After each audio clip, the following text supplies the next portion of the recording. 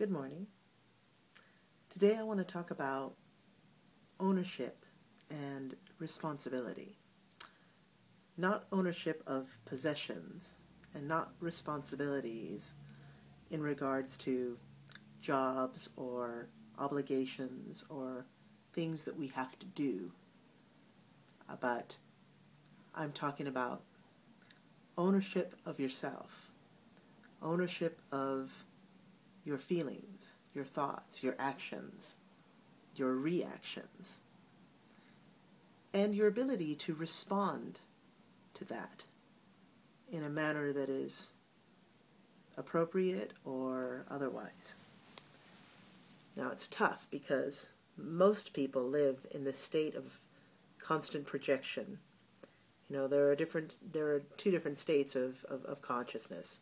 And the most common perception is that we are living in this world where, we are subject to fate and whatever happens. We have no degree of control of our lives. And so when a challenge comes up or a conflict or something happens or someone in traffic cuts you off on the road, you feel, like you're being assaulted from the outside. Why is this happening to me? I mean, what did I do? What did I do? And you don't feel like you have any degree of control over your life. You feel like everything out there is happening to you. Why has this happened to me? I often call that the victim's mindset. Because often most of us feel that way. We feel like we're a victim of our circumstances. Like we're just not in control of things that happen to us sometimes. And it's frustrating. But then there's an alternate way of looking at things. And that is taking responsibility and ownership of your thoughts, your actions, and your feelings or reactions to situations. You could also reverse it and say, well, maybe things are not happening to me. Perhaps they're happening for me. You see, I think that conflict and challenges are all opportunities for growth, opportunities to teach ourselves, to train ourselves how to react to a given situation. We can be negative about it and take the victim's mindset and say, oh, screw you, you shouldn't do that to me, and you're wrong and I'm right, and whatever.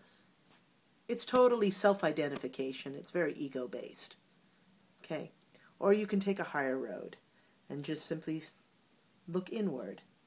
You can first of all think before you react and perhaps choose to not take it personally.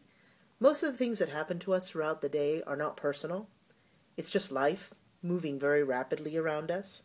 And what we perceive as conflict or what we perceive as insult or frustration, it's all coming from our own minds.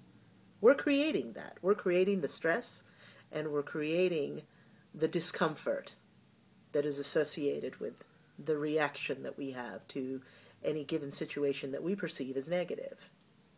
But we could also choose to not react to it. We could just back off from it, maybe. Perhaps we can release for a moment the need to be right in every situation and choose instead to just